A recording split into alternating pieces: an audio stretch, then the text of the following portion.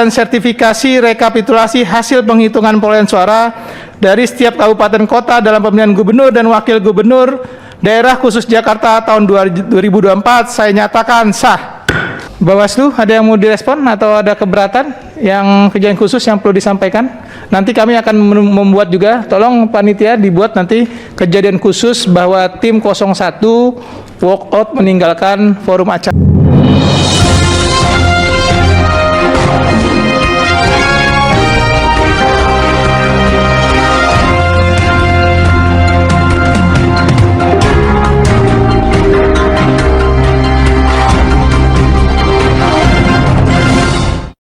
Kuasa hukum tim sukses Ridwan Kamil akan melaporkan KPU Bawaslu ke MK terkait kecurangan di Jakarta.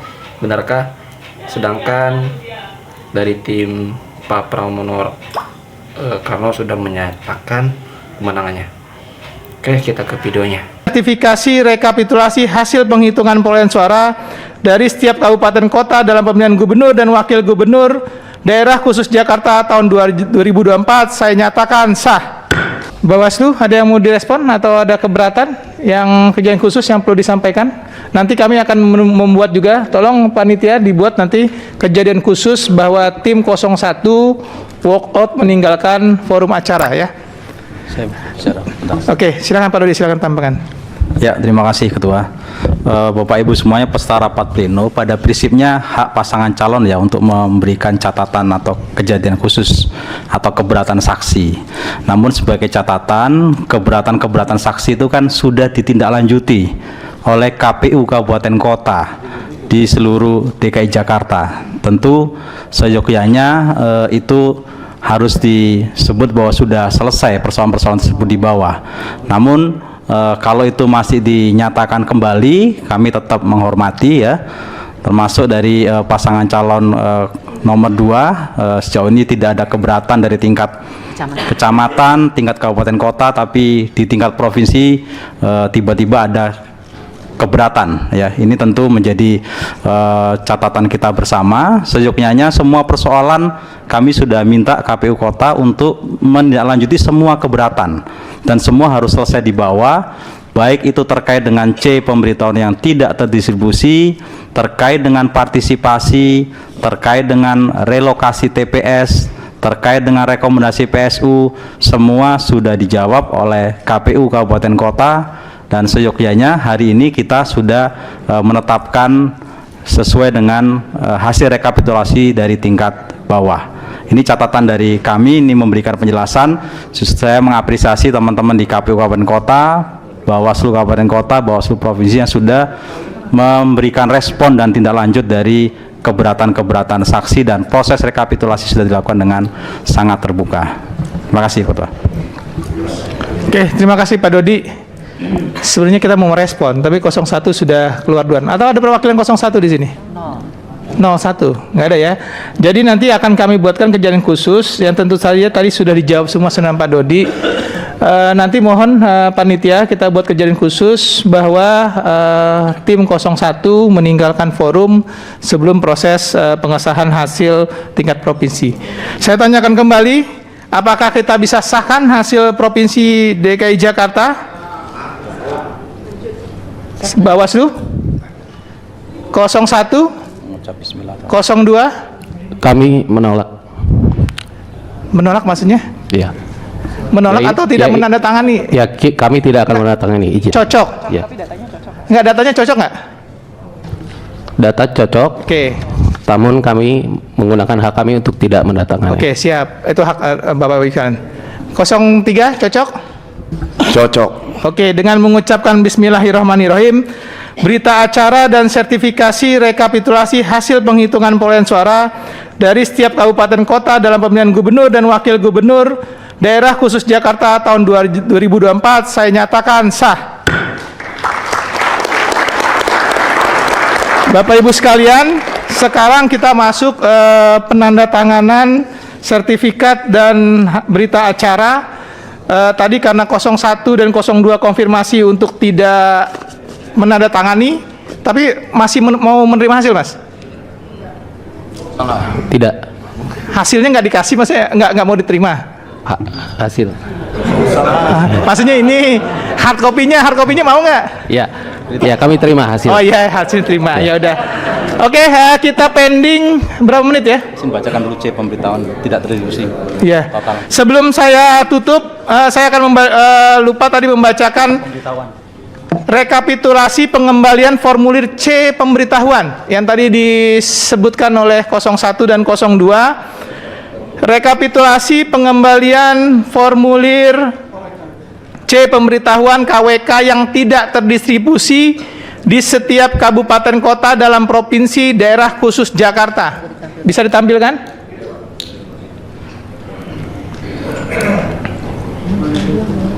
Jadi ini biar bisa menjawab juga, berapa C pemberitahuan yang tidak terdistribusi kan?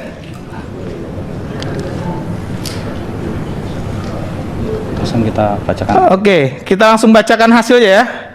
Rincian distribusi model C pemberitahuan KWK. A. Tidak terdistribusi karena meninggal dunia 30823 atau sekitar 0,38%. Yang pindah alamat atau pindah alamat domisili 117 118 atau sekitar 1,43%. Yang pindah memilih 20302 atau sekitar 0,25%. Yang tidak dikenal 173.749 atau 2,12%. Yang berubah status 11434 atau 0,14%. Tidak berada di tempat dan tidak dapat keluarganya saya ulangi, tidak berada di tempat dan tidak terdapat keluarga atau orang terpercaya yang dapat dititipkan 44991. 448. Saya ulangi, 448991. Jumlah formulir yang tidak terdistribusi di KPU DKI Jakarta 802.417 atau 9,77% ya. Yang terdistribusi 7411590. Jadi hanya kurang dari 10% formulir yang tidak terdistribusi di masyarakat dengan alasan-alasan tertentu, baik itu meninggal dunia, pindah alamat, tidak dikenal, atau tidak berada di tempat, atau keluarga yang terpercaya tidak bisa dititipkan. Jadi ini mudah-mudahan bisa menjawab semua, bahwa hanya 9 dari 100 orang yang tidak bisa terdistribusikan dengan alasan-alasan tertentu. Saya rasa demikian. Kita sebenarnya menang, Ya. tetapi ada hal-hal yang mungkin diharapkan bisa dibuktikan suaranya pasangan 03 di bawah 50%, Mengurangi sehingga suaranya kemudian Prabowo. terbuka untuk terjadinya 2 putaran. Tapi mungkin sedikit catatan ya buat Bang Hasbi sama Bang Mardhani, sampai sekarang saya melihat narasinya masih berkutat pada satu variabel saja, variabel C6, surat undangan yang tidak dibagi merata. Dan sepengalaman saya mengikuti banyak sekali proses pilkada, gugatan pilkada, C6 itu hal yang selalu terjadi dan bukan variabel kuat, apalagi kalau dikaitkan dengan variabel TSM atau terstruktur sistematis masif. Jadi ya moga-moga memang ada dasar yang lebih kuat dibandingkan narasi yang kita dengar hanya terkait dengan surat undangan. Moga-moga. Oh ya salah ya. Oke. Moga-moga kalau ingin menggugat gitu. Variabelnya tidak boleh soal C6 saja. Oke. Sekarang Bang Hasbi.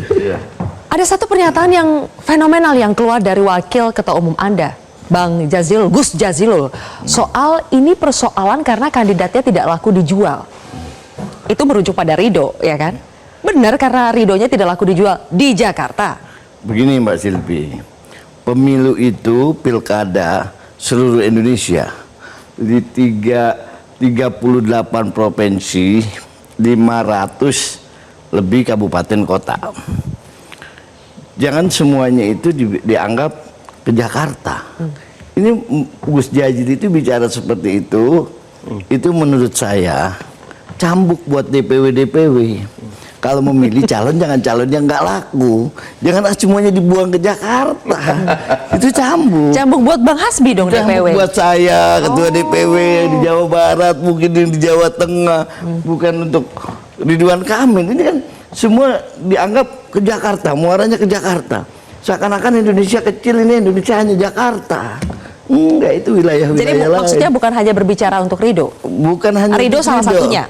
Ya kalau termasuk se-Indonesia. Se-Indonesia. Ya.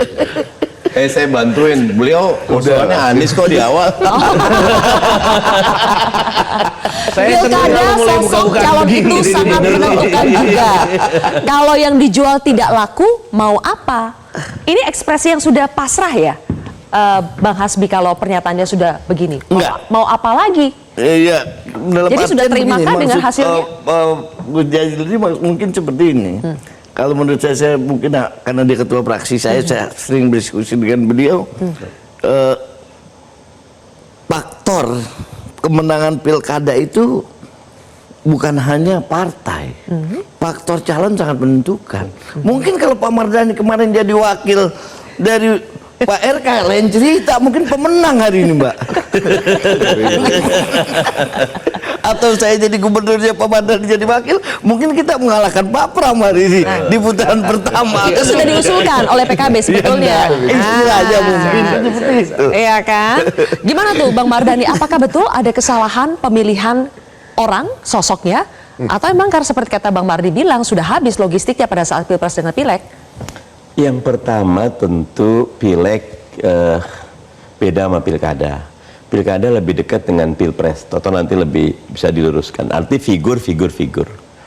Yang kedua, saya melihatnya tidak bisa di ruang vakum ya. Kang Emil paling baik ya di Jawa Barat. Bahasa sederhana merem juga menang. Tapi karena ternyata beliau diplot masuk ke sini, timbullah beragam hal.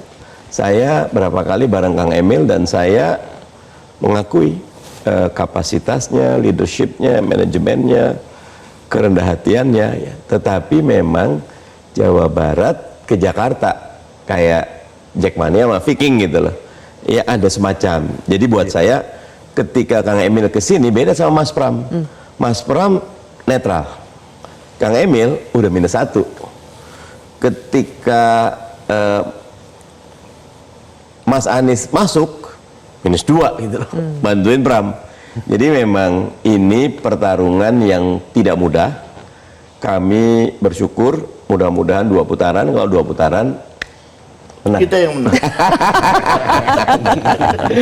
Oke, tadi disebutkan bahwa dari start awalnya saja antara Ridwan Kamil dengan Pramono Anung sudah beda katanya Mas Toto. Tapi bukankah Mas Pramono Anung juga startnya tidak bagus juga dari elektabilitas berapa? 0,1%. Kalau tadi faktor yang kira-kira untuk berpotensi mengurangi atau kekalahan Ridho itu sudah dijelaskan, kalau faktor yang bisa sampai mengerek elektabilitas Pramono sampai sebegitunya 50,07 itu apa saja Mas Toto? Poin paling menarik gini, dari yang enteng dulu ya Sylvia ya. 3 kali terakhir pilkada, 3 kali pilkada dilakukan di Jakarta dari 2012, 2017 dan 2024. Itu ada 2 mitos yang selalu terjadi.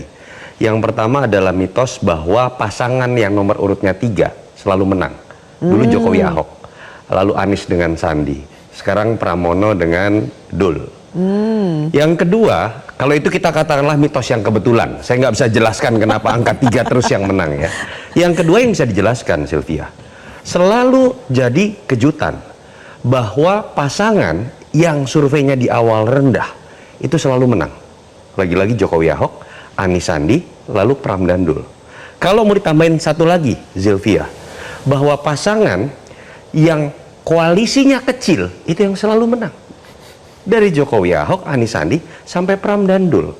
2 poin terakhir itu menjelaskan suatu Sylvia, bahwa dalam pilkada di Jakarta, dalam konteks pencalonan, tadi sedikit banyak sudah dijelaskan Bang Hasbi sama Bang Mardani, itu nggak bisa kemudian ada pihak-pihak atau partai yang kemudian merasa lebih tahu siapa yang disukai oleh masyarakat Jakarta. Lalu kemudian dibuatlah skenario, bahkan sempat ada skenario lawan kota kosong atau lawan calon independen. Karena ada kecenderungan masyarakat Jakarta menjadi antitesa dari sesuatu yang kesannya sudah diskenariokan atau ada dalam proses black box di antara elit saja. Itu terjadi dalam 3 pilkada terakhir. Jadi menurut saya ini catatan saja tersendiri ya, bukan hanya dalam konteks Jakarta, dalam daerah-daerah lain. Sedikit banyak kan saya mendengar Bang Hasbi dan Bang Mardani tadi agak curhat sebenarnya gitu kan. dengan ungkapan kalau Anies, kalau Mardani dan lain-lain gitu ya. Ada kalimat diplot begitu. Dan itu yang menyebabkan pencalonan Kang Emil menjadi anti klimaks.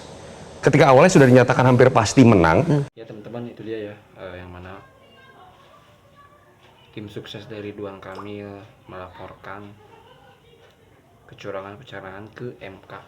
Apakah akan dikabulkan permohonan ini? Dan dari KPU juga sudah menetapkan ya tadi, yang mana pasangan nomor urut 1 Pramono Karno menang ya 1 putaran. Oke ya, jadi nggak tahu nih apakah akan dikabulkan atau enggak permohonan dari tim kuasa hukum Ridwan Kamil. Oke, kita tunggu info selanjutnya. Terima kasih. See you next video. Assalamualaikum warahmatullahi wabarakatuh.